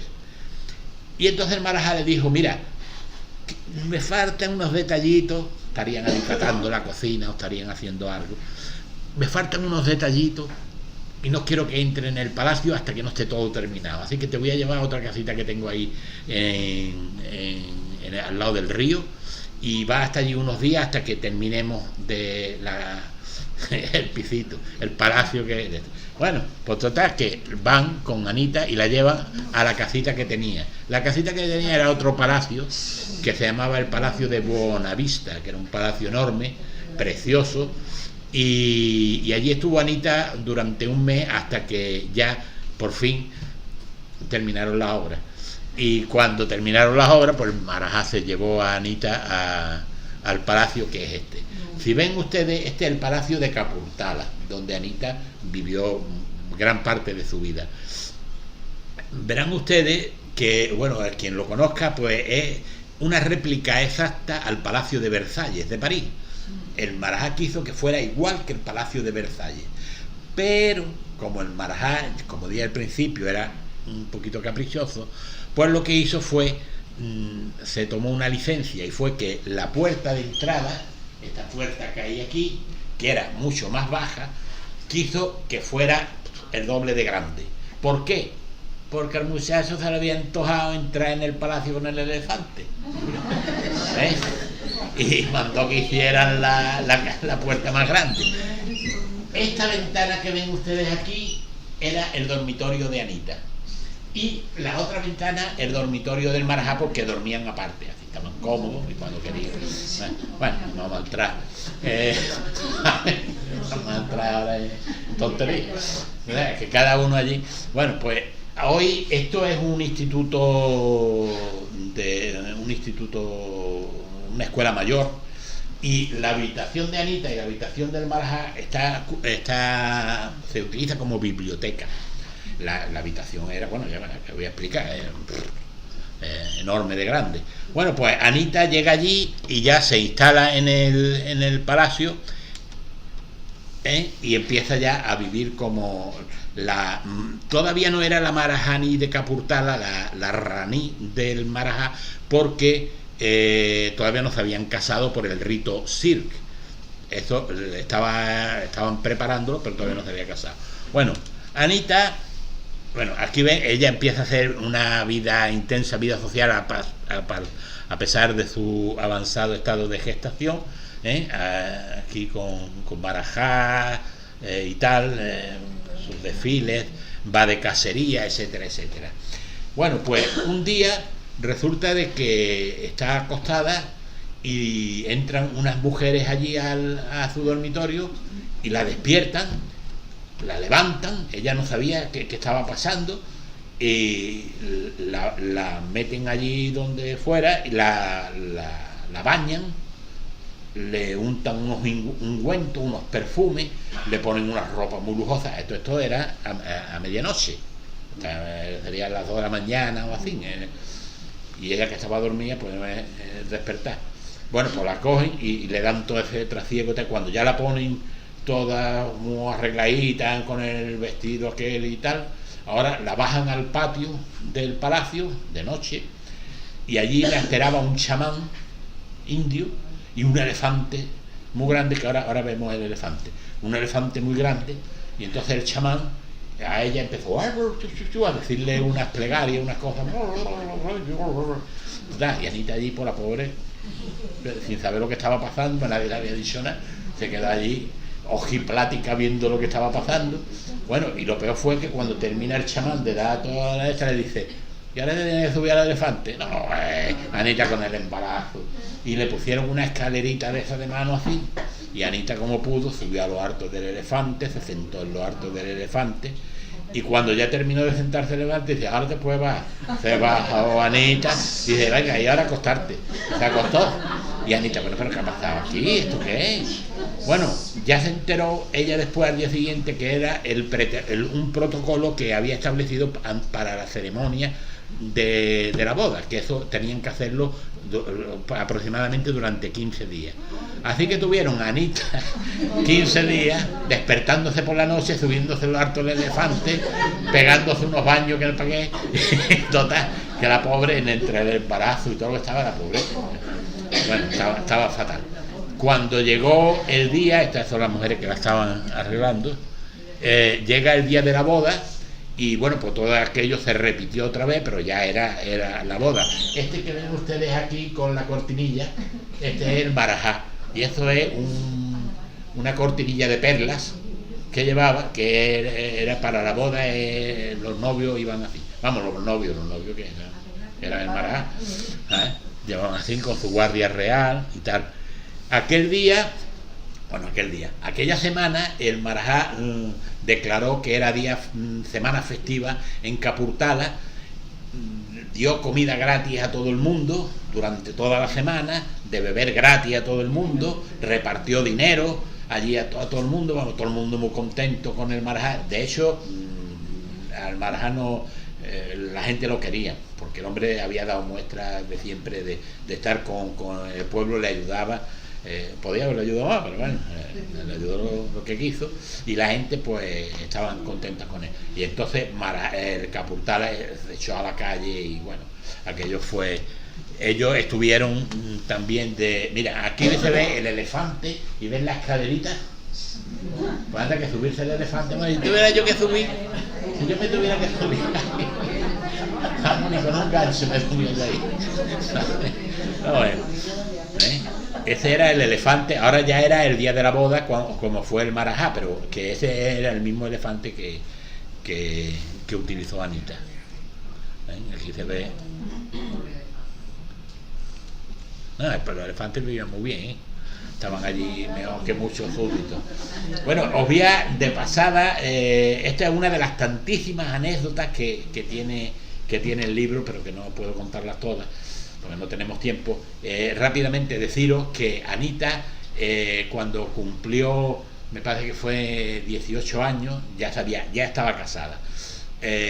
Resulta de que el marajá le dijo que le pidiera el regalo que quisiera para su cumpleaños, que él se lo iba a regalar. Y Anita no tiene otra cosa que decirle que él ya estaba muy encaprichada de la esmeralda de la media luna. Pero la esmeralda de la media luna es la que llevaba el elefante en la cabeza. O sea, y el marajá le dijo, chiquilla, vamos a ver, que la esmeralda esa, que eso no vale nada, que eso es para un elefante, nada más que. No, pues yo quiero la esmeralda de la media luna. Pero chiquilla, pero que yo te compro a ti otra mejor que lo que nada, que yo quiero la esmeralda de media luna. Oye, que le quitaron al elefante, la criatura, le quitaron la esmeralda. Y ven ustedes aquí arriba tiene un boqueñito y aquí tiene otro, que era donde se enganchaba una cuerdecita, que era la que llevaba el elefante enganchada. Bueno, pues el marajá, por no contrariarla, cogió la esmeralda, se la quitó al elefante, la mandó a París a un orfebre y le hizo una diadema, la que estamos viendo, que era, bueno, de diamantes y tal. Bueno, pues el día de su cumpleaños, como en las películas, estaban todos en el salón abajo, todo, la música, estaban todos allí, todos pasándolo bien, y estaban esperando que bajara la Maharani, que ya era Maharani, que por cierto, ella era Prem Kaur, que era el nombre que tenía como reina. Dentro de los ritos había un libro que la que fuera reina tenía que abrirla por dos partes, y entonces las dos primeras palabras de ese libro ella la adoptaba como nombre suyo. Mira qué casualidad, que abre y dice princesa, amor, y la segunda página, príncipe, amor de príncipe. Mucha casualidad me parece a mí aquello. Pero bueno, ella se llamó Prem Kaur, amor de príncipe, a partir de entonces. Bueno, pues todo el mundo estaba esperando a ver a la Rani, a la Maharani, que bajara por la escalera, y cuando ella aparece allí, como en las películas estas, con ese vestido que llevaba, con la esmeralda aquí puesta, porque no se la quitaba ni para dormir. Mira, todo el mundo, y quedaron impresionados, todo el mundo, aquello fue un escándalo muy grande. Bueno, esta esmeralda, en muchísimas fotografías que verán ustedes, siempre la llevaba ella puesta. Eso no se la quitaba, digo, ni para dormir. Ella llevaba la esmeralda a todos lados. Y yo muchas veces me preguntaba, ¿Dónde habrá ido a parar la esmeralda de media luna? Fíjense, porque ella lo perdió todo. ¿Dónde? Porque después de su muerte, ella lo tuvo hasta su muerte la esmeralda con ella. ¿Dónde ha ido a parar? Yo soy, bueno, a mí me dicen el cotilla de la historia, ¿para qué vamos a...? Pues es verdad que soy muy cotilla, me quiero enterar de todo. ¿Qué vamos a hacer? Sí. Como Anita. Como Anita, bueno, yo es que me gusta enterarme de todo. Y empecé a ver dónde estaba la esmeralda. Y a que no sabéis quién actualmente tiene la esmeralda de Anita Delgado, la esmeralda de media luna. El hijo. El jeque Artani, Anda. el del Málaga. Ay, ¿el del Málaga? Sí, señor. El jeque Artani, el que compró en una subasta la esmeralda de media luna. Vaya. Cosas que el mundo es pañuelo. Bueno, he dado un salto, pero quería centrarme porque esto ya bueno, fue una época trágica. Cuando Anita va a dar a luz, resulta que después de todo el mal parto que había tenido, llevamos ya una hora, el parto que había tenido, pues ya lo voy a decir un poquito rápido porque si no, no voy a dejar tiempo que me preguntéis. Tuvo el parto, resulta de que ella le dio una septicemia, producto de todo lo mal que lo había pasado, y estuvo a punto de morir, ella y el hijo. Entonces, de ahí viene que ella dice, después, con los años dijo, que le había pedido a la Virgen de la Victoria que si salía con bien de aquello le iba a regalar el manto que después le regaló, ¿no? Yo eso tengo mis dudas, pero bueno, resulta de que Anita allí en el lecho del dolor que estaba allí, porque estaba que se moría, ella ya creía que se moría, la única cosa que le confortaba es que había unas mujeres allí que le rezaban a sus dioses y tal, para que se pusiera bien, ¿no? Y entonces ella, pues aquello le confortaba. Luego se enteró que aquellas mujeres lo que rezaban era para que se muriera, ¿sabes? Y durante toda la vida tuvo miedo a que la envenenaran. De hecho, el Marajá le regaló una sopera especial donde ella metía la comida, y si la sopera cambiaba de color es que había algo raro, ¿no? Esa la acompañó hasta sus últimos días. Bueno, Anita se recuperó de aquello, salió con bien de aquello, y 17 años después va y... Es que este es el hijo, Ajib Singh. 17 años después manda a hacer el manto a la Virgen de la Victoria, que todos hemos escuchado que fue la promesa que hizo Anita y tal, a Macié Pasquín, el mismo que le hizo lo de las muñecas, que era lo máximo de eso, le hizo que hiciera el manto. Aquí vemos el manto para la Virgen de la Victoria. Entonces, cuando tuvo el manto ya hecho, llamó a don Narciso Díaz de Escobar. Este no es el Marajá, este soy yo. Le hizo el manto se lo llevó a don Narciso Díaz de Escobar, y fueron a dárselo a el entonces obispo de Málaga, que era don Manuel González, hoy San Manuel González, porque ya está canonizado, y un hombre extraordinario, un talento como poco, y un hombre que hizo mucho bien en Málaga y por allí por donde pasó, y que me parece muy bien que lo hicieran santo, porque fue una persona muy especial. Bueno, pues le llevaron la caja con el manto a don Manuel González y se lo dieron y tal, porque Anita lo que quería es que la gente comprendieran que ella era católica, ella no había renunciado jamás en la vida de su religión, porque era una familia, ella era de tradición religiosa, su familia era muy religiosa, y le dolía que dijeran que ella era apóstata, que era atea, que era de todo. Bueno, entonces quería reconciliarse con Málaga, y yo creo, porque si ella verdaderamente eso hizo una promesa cuando estaba en aquel trance, pues al año siguiente podía haber mandado ya el manto y no esperar 17 años. Como aquello se recrudeció y la gente cada vez, la prensa decía cosas, barbaridades de ella y tal, pues ella yo creo que ideó esa historia de que había hecho la promesa para la Virgen. Bueno, la cuestión es que fuera lo que fuera, que le regaló el manto a la Virgen, y cuando llegó el manto, las camareras de la Virgen, mentalidades ya antiguas, no solamente en Málaga, en todos lados, le dijeron que ese manto había que tirarlo al mar porque era fruto del pecado. Y don Manuel González, que de tonto no tenía un pelo, ya digo, para estudiar sobre la vida de este hombre fue una cosa especial, le dijo a aquellas mujeres: mira, vamos a hacer una cosa, en vez de tirar el arma, ¿para qué lo vamos a desaprovechar? Lo metemos en la caja, lo vendemos y se lo damos para los pobres. Y así, pues mira, ya se benefician los pobres de esto. La cuestión es que se metió en la caja, nunca se vendió y se quedó allí en la caja, y gracias a eso lo tenemos en el camarín de la Virgen de la Victoria, que pueden ustedes verlo cuando está el camarín abierto, porque no siempre está abierto, pero bueno, preguntáis si está abierto, y si podéis ir, pues veis, porque merece la pena, porque allí podéis ver, por ejemplo, hasta el bastón de San Francisco de Paula, que está allí. Las cartas, bueno, hay un pequeño museo que es magnífico de ver. Bueno, pues este es el manto, que lo vemos allí, que está justamente al lado del camarín de la Virgen de la Victoria. Bueno, ahora Anita ya empieza su vida normal como marajaní, tiene mucho trato con muchos marajás, otros marajás de otros principados que había allí en la India.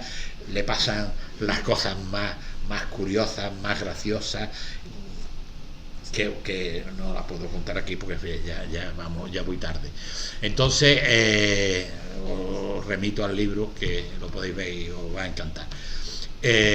Anita resulta de que primero tiene una intervención muy importante en la Primera Guerra Mundial del 14, tanto que le valió que tuvo mucho reconocimiento por su intervención en Francia a través de las tropas que tenía el Marajá, que bueno, gracias a ella pudieron digamos, a tener un papel relevante, ¿no? Porque al principio lo daban todo por perdido, y si no es por ella, pues no hacen nada. Bueno, es que es más complicado, y os remito otra vez al libro. Total, que pasa la guerra civil, y en el 18, ¿se acuerdan ustedes? Bueno, se acuerdan ustedes, habrán leído ustedes que sí, pero ya me he pasado, ahí me he pasado, que vino lo que se conoció como la gripe española. La gripe española, que por cierto no era española, surgió en América, pero bueno, se decía la gripe española por otra historia. Entonces, en aquella gripe española, pues murieron muchos millones de personas en todo el mundo. Ya se contaban por millones ya los fallecidos. Entre ellos, pues murió desgraciadamente la hermana de Anita Delgado, Victoria. Murió ella con su hijo, y le sobrevivió su hija Victoria, la sobrina de Anita. Y aquello a Anita pues le afectó, vamos, que no levantaba la cabeza. Ella perdió la gana por todo, no se sentía a gusto, estaba apática, no comía, bueno, estaba hecho, bueno, fatal. Y el Marajá, bueno, pues llamó a los mejores médicos, y entre ellos pues también llamó a un psiquiatra para que la mirara. Y bueno, los médicos decían que Anita tenía pobreza de sangre, que al cambio en la actualidad es que tenía anemia, vamos, pero entonces decía que tenía pobreza de sangre, y que Anita tenía una depresión de caballo, para entendernos. Y bueno, pues el médico le aconsejó de que Anita se fuera durante una temporada al campo, y que viviera en otro ambiente, y que allí se recuperara. Y el Marajá pues la mandó a un palacio que tenía en Cachemira, en las faldas del monte de Cachemira, y la mandó allí para que pasara allí una temporada junto a un primo suyo que la iba a atender, y tal, y la atendió muy bien. Total, que la atendió muy bien. La verdad que el muchacho la atendió muy bien. Vamos, que allí estuvieron año y medio, y bueno, pues se enamoraron los dos. Las cosas que pasa, claro, el campo, aquello muy bonito todo, pues, se enamoraron. Y pasado el año, pues dijo el marajá de Anita de volver con el marajá, porque aquello no, ella no, hombre, estaba a gusto, pero que no era lo suyo. Y vuelve por sorpresa al palacio de Capurtala, y mira que cuando llega se encuentra de que el marajá se había vuelto a casar. Anda. El marajá se había casado con una rumana, que además la rumana venía con premio. Es decir, que se vino con la madre y la abuela. Y Anita, bueno, ya esto va.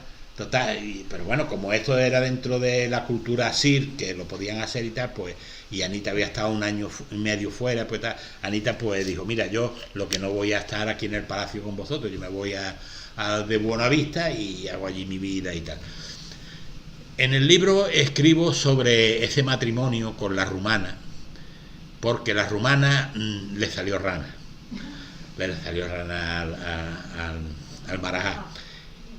Él estaba acostumbrado de que todas fueran sumisas, que hacían lo que hacían, y esta hacía lo que le daba la gana. Esta decía, tengo que ir, yo tiro por allí. Era total. Además tenía una costumbre, la rumana, muy graciosa, que al marajá le traía frito, y era que a la rumana, fíjense, le gustaba andar desnuda por el palacio, y aquello pues el marajá no le gustaba, y encima tenía que estar aguantando a la suegra y a la madre de la suegra, que estaban todos de chucuchun. Pero claro, la madre y la suegra, la abuela, no habían contado que el marajá era el marajá. Y os remito al libro. Solamente deciros de que después de mis investigaciones descubro un triple asesinato del cual al día de hoy nadie me lo ha podido desmentir. Primero, la abuela se cayó por una escalera. La pobre estaba mala de las piernas, se cayó de la escalera y se mató. De segunda, la madre al mes siguiente, oye, se cayó por la misma escalera y también se mató. La mujer la había llamado a unos psiquiatras él para que la vieran, porque él decía que estaba trastornada, que tenía que le preocupaba mucho y él prácticamente dijo que estaba medio loca, y así lo certificaron los psiquiatras que habían hecho, porque para eso era el marajá. Bueno, pues la historia fue que la mujer, esto es mucho más largo, se enamora del capitán de la guardia del marajá, y deciden fugarse del palacio e irse a Rumanía. Entonces se van a Bombay con idea de coger el barco e irse a Rumanía. Pero mientras tanto, como el barco todavía no había llegado, hacen turismo y se suben a un minarete muy grande, ella con sus 2 caniches, que tenía 2 caniches. Y entonces le dijo el capitán de la guardia, mira qué bonito, y se asomó ella, pum, se cayó con los 2 caniches y se hizo polvo, claro, se mató. Luego el capitán de la guardia volvió allí, no había pasado nada, y es que ella se había suicidado. Era un tejemaneje que habían ideado el marajá con el jefe de la guardia para cargarse a esta, hasta que se la cargaron. Bueno, eso tiene mucho más que contar, que está ahí. Bueno, el Foreign Office puso el grito en el cielo y le llamó la atención por lo que había pasado, que de ahí es donde yo empiezo ya a investigar, ¿sabes? Y bueno, ya el marajá, que se sepa, no hicimos nada más.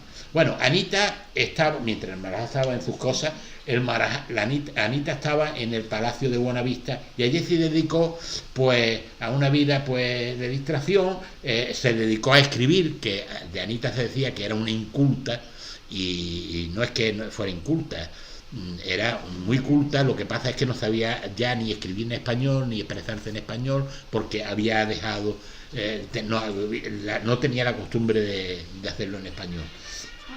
Entonces van por el marajá.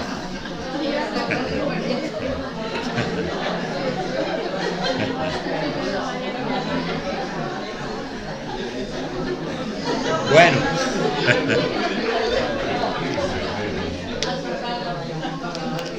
Como digo, Anita se dedicó a escribir, que escribió un libro muy interesante que se llamaba Mis viajes por el mundo.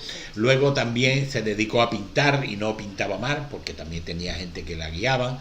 Se dedicó también, que era muy aficionada al cine, a hacer proyecciones allí en su palacio, en el Palacio de Buenavista, con amigos y tal, proyecciones de películas de aquella en blanco y negro y tal, ¿no? Y también montó un zoológico con animales exóticos que a ella le gustaba cuidar y tal. Pero aquello no... Ella vivía en una jaula de oro y aquello no le gustaba. Y entonces, bueno, este es el primo del Marajá, el primo del Marajá.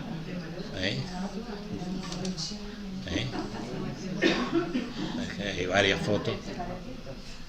Bueno, entonces Anita, viendo que allí su vida no tenía sentido, fue al Marajá y le pidió el divorcio. Le pidió el divorcio al Marajá. Y hay quien dice, que eso es mentira, que el Marajá la repudió. Eso es totalmente falso. El Marajá estaba, a pesar de haberse casado con la romana, estaba súper enamorado de Anita. Entonces él le dijo que bueno, que el divorcio no, pero sí le aceptaba la separación, porque el divorcio en la India era una cosa como un deshonor muy grande, que tal, y entonces no se lo podía aceptar, pero sí la separación. Entonces mandó a unos abogados ingleses que vinieran y redactaran un acta de separación, y estos abogados, cuando vinieron, redactaron un acta que cuando lo vio el Marajá se echó las manos a la cabeza y los puso de vuelta y media, y ellos creían que era porque le habían apretado poco las tuercas a Anita Delgado, y él lo que él decía que no, que no era normal que le quitaran todo a Anita, que da igual, que así no podía hacer, y él reestructuró aquella de estas. Donde decía que el hijo se tenía que quedar en la India, él decía no, el hijo con quien tiene que estar con su madre. El hijo tiene que estar con su madre, pero que la madre lo eduque bajo la religión Sikh, que es la que él profesaba. Luego Anita le decían de que todas sus joyas que la había conseguido allí en la India y tal, que eso se quedaba en la India, porque era patrimonio de la India. Y el patrimonio de la India ni nada, si esto se lo han regalado a ella y esas joyas son suyas y todo lo que tiene aquí es suyo. Así que ella cuando se vaya pues se lo lleva porque parece suyo.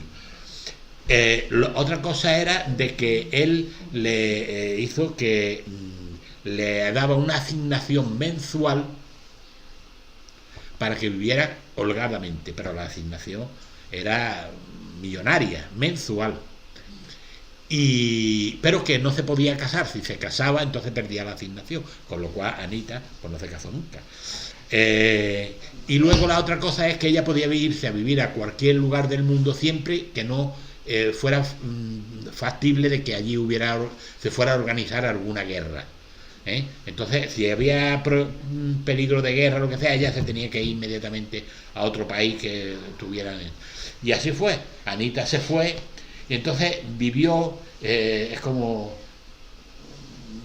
animal que sale de la jaula y sale en libertad y se quiere comer el mundo.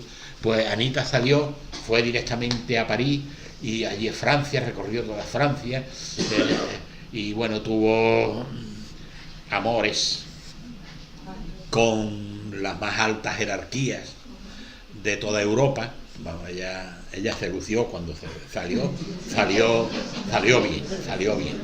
Y bueno, aquello dio mucho que hablar en la prensa, se dijeron muchas cosas de ella y tal. Entonces ella quiso poner un poco freno a su vida. Y pues ella pensó primero irse a Madrid, pero Madrid estaba la cosa muy rara y se preveía que pudiera haber conflictos bélicos, como después fue aquella estúpida guerra civil. Entonces pues Anita, cuando antes de la guerra civil, en el año 1927, Anita se entrevistó es que me pongo a hablar y no le doy al dedito a este. Aquí esto es ella en Marsella, ella en su vida en París. aquí en el palacio que vivía allí en París. No lo he dicho, ella después del divorcio vino muchas veces a Málaga, incluso se instaló aquí en Málaga, que aquello me trajo a mi negro porque no encontraba la casa, hasta que al final, porque yo creía que ella le había comprado la casa y que la había alquilado, y es donde actualmente está el colegio de ingenieros de caminos, canales, puertos y no sé qué más cosas, y está en ese que está al lado del Palo, y allí en aquella casa, en aquel palacete, es donde ella estuvo viviendo algún tiempo. Ella vino a Málaga con ocasión de, por ejemplo, cuando se casó su sobrina, que es esta que vemos aquí vestida de novia, que es una mujer encantadora. Yo la he conocido personalmente, desgraciadamente ya ha fallecido, y también fue a otra boda, que es esta que está aquí abajo, la joven, claro, la que está aquí abajo, y aquel que está arriba es Ginés Rodríguez. Ginés Rodríguez conoció a Anita el día de la boda, y cuando conoció a Anita ya no se quería casar con la novia.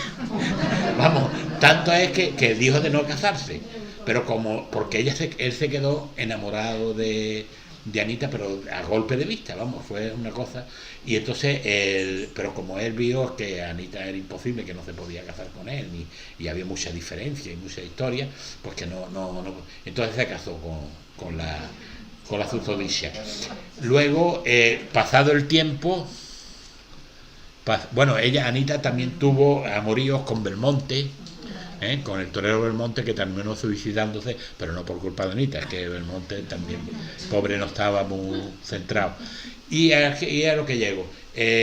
Anita en el año 27, a finales del año 27, se entrevistó con Vicente Blasco Ibáñez, que el famoso literato valenciano, para que él le escribiera sus memorias, porque ella quería que se publicaran sus memorias y la gente supiera que ella no era tal como todo lo que se decía de ella, ¿no? Y don Vicente Blasco Ibáñez cogió todo el motreto que traía Anita y dijo: no te preocupes, que yo hago tus memorias. Pero con la mala pata que don Vicente Blasco Ibáñez murió en el año 1928, poco después de hablar con Anita, y la cosa quedó ahí, no se pudo hacer nada. Anita, pasado la guerra civil, se instala es que voy dando algunos saltos, se instala en Madrid, en la calle Marqués de Urquijo número 26, y se instala allí junto a Ginés Rodríguez, que ahora veremos cómo se conocen como Ginés. Pero tiene la mala torta de ir, como quería que se publicaran sus memorias, se fue a un periódico para que el periódico publicara aquellas memorias, y con tan mala pata de que se fue a un periódico sensacionalista. Le hicieron firmar un contrato de publicación, ella ni leyó el contrato, y cuando el periódico empezó a publicar por capítulos la historia de Anita, la ponía pues no medianamente bien, la ponían fatal, peor de todo lo que habían dicho, y decían unas mentiras y unos embustes y tal, que aquello, Anita, cuando vio aquello, se quedó impresionada y quería que aquello se cortara, pero nada pudieron hacer sus abogados ni nadie para que aquello se dejara de publicar. Estas son las diferentes historias de estas. Bueno, y en uno de sus viajes a París resulta que Anita se encuentra con el que hemos dicho que se casó con la prima de Anita, Ginés Rodríguez, ya de mayor, ya estaba viudo, y se encuentran con ellos, y el amor fluyó entre los dos. Entonces, a partir de aquel momento, Ginés fue su compañero inseparable hasta su muerte, pero incluso vivían juntos por temporada, porque él tenía otra casa allí en Madrid, y para que la gente no murmuraran y tal, pues vivían de vez en cuando en un sitio, en otro, y Ginés pasó a ser secretario de Anita, porque no podía casarse, y algo tenían que decir que era y tal. Hay una cosa muy curiosa de ese amor tan grande que este hombre le profesaba a Anita, que ahora lo veremos al final, que es muy curioso, que le dijo a Anita: yo viviré contigo, yo estaré siempre contigo en la vida y en la muerte. Quedaros con esa frase, ¿verdad?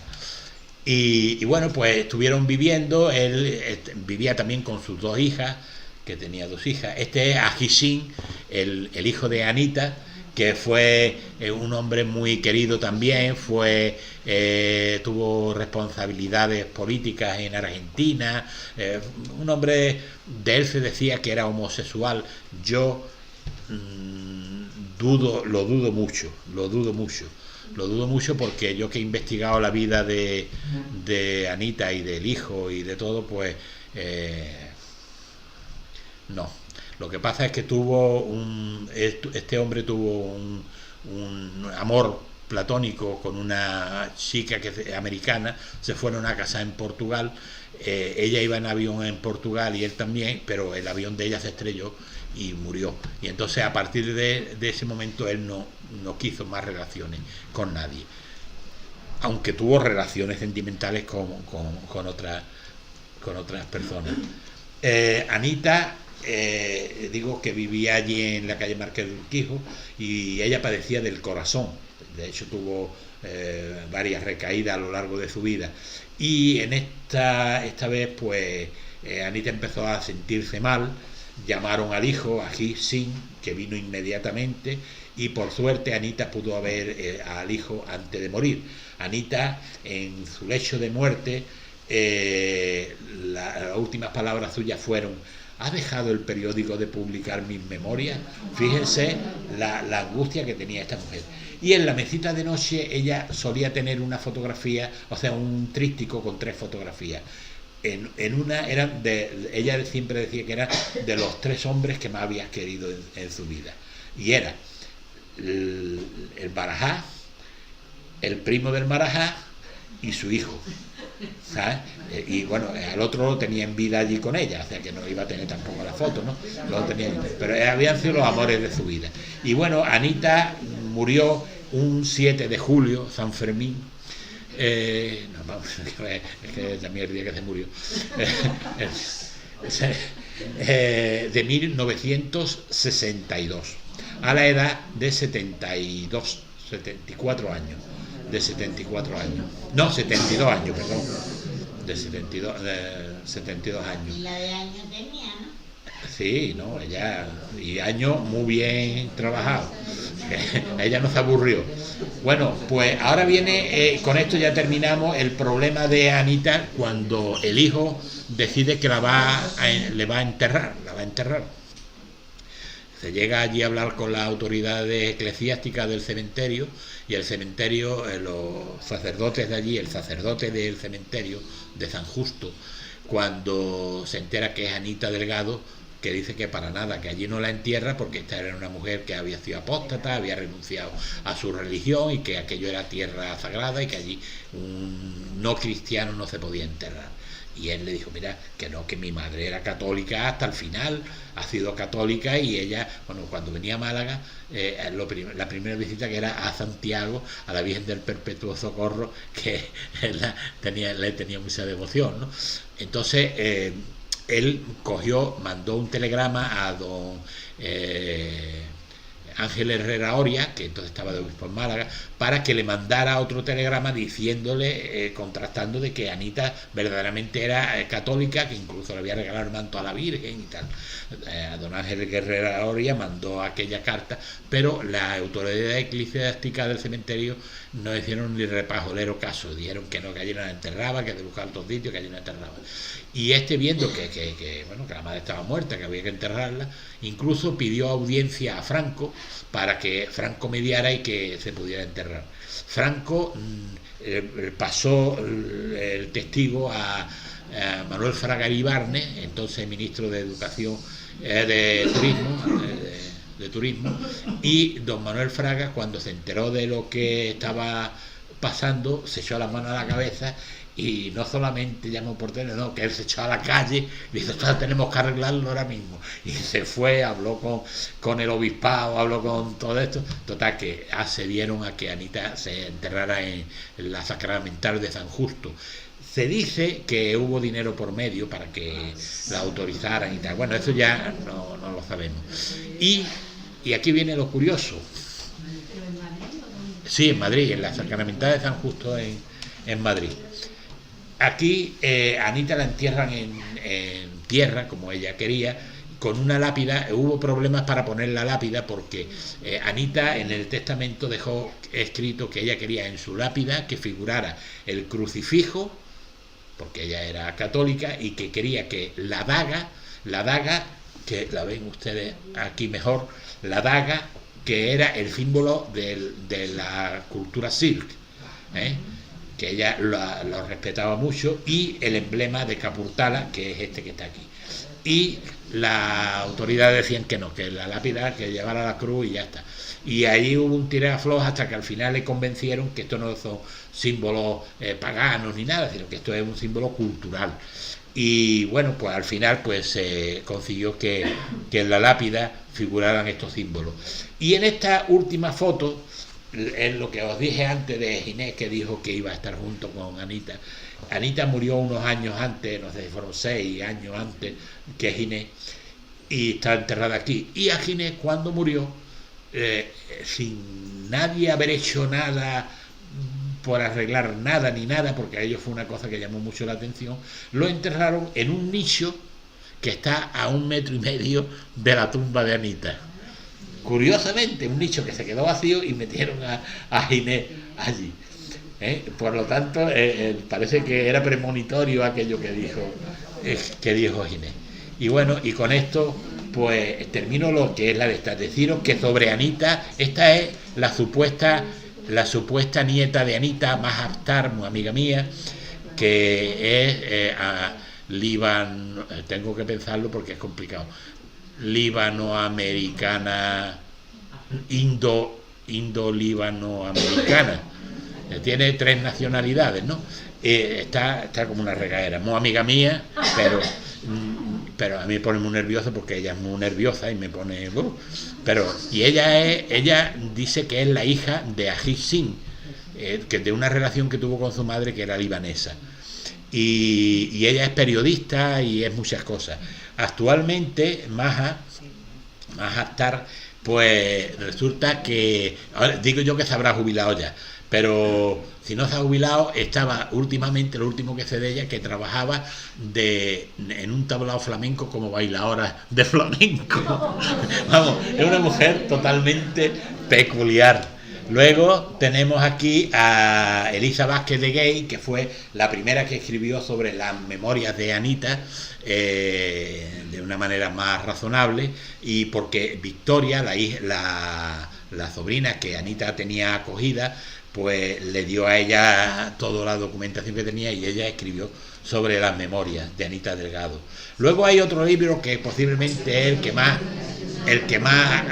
se ha vendido y el que más conocéis todos, que es el de Javier Moro, Pasión India, que es una novela, pero que Javier Moro, que es un escritor que a mí yo disfruto mucho leyendo a Javier Moro porque es una maravilla. Yo aconsejo que si podéis leer cosas de Javier Moro, que lo leáis, porque veréis una manera de escribir tan bonita como tiene Javier. Pero la novela tuvo muchas licencias históricas, que hizo la novela y despistó a mucha gente. Pero bueno, la novela es preciosa. Y aquí este es el libro que hizo Maja Akhtar, como la nieta de la Maharani, y bueno, y no os quiero dar más la vara porque llevamos más de 1h30. Perdonad.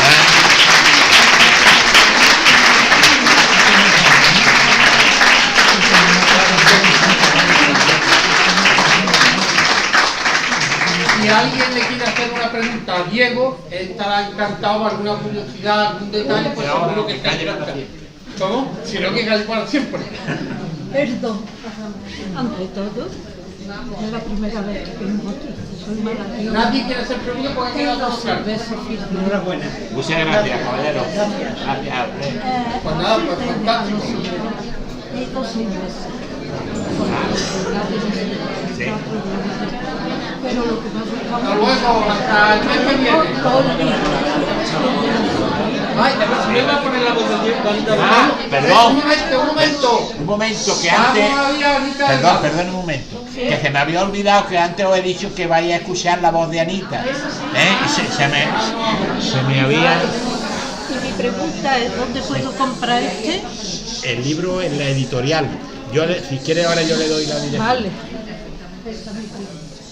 Escuchar porque es muy breve y esto es un couple que Anita cantaba allí en el Central Curzal. Se grabó y casi nadie, vamos, yo no conozco a mucha gente que la hayan escuchado. Escúchenlo porque además canta regularcilla, pero merece la pena escucharlo. Vamos a ver.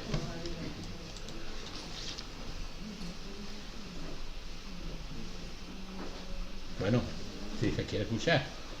¿Dónde está? Es que... bueno, perdón, ¿el altavoz que está apagado o algo? Vamos a ver, Diego. Diego. Vamos, ¿no está? Sí, por todos lados. ¿Sí? ¿Tendrá algún botón? No, señor, yo no veo ninguno. Ay, por Dios.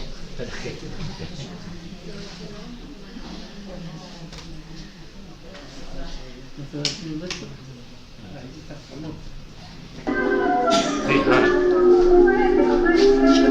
Lo voy a poner en principio.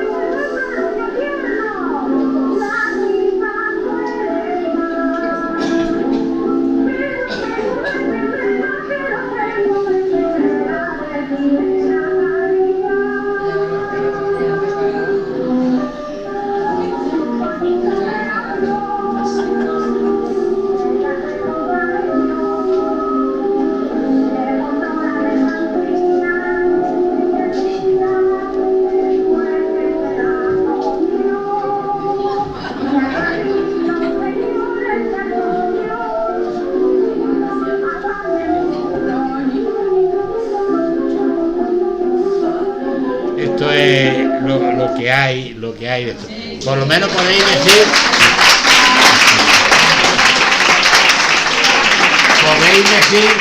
por lo menos que habéis escuchado la voz de Anita alguna vez. Pues nada.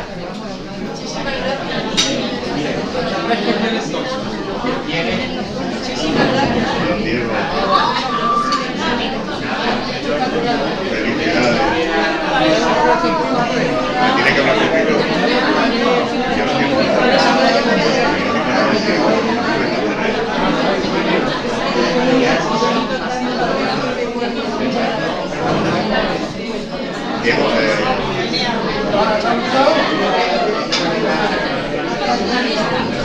Perdón un momentito, sí.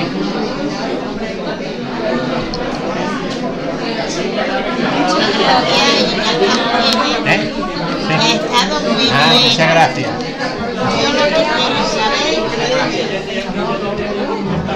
Hubiera gustado...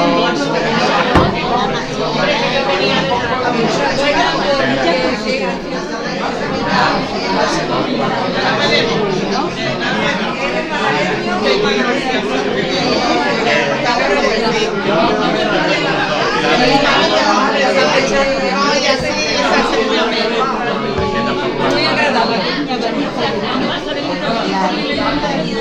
El libro ya hoy, bueno, yo lo he puesto por ahí, ya no está. Ya llevamos.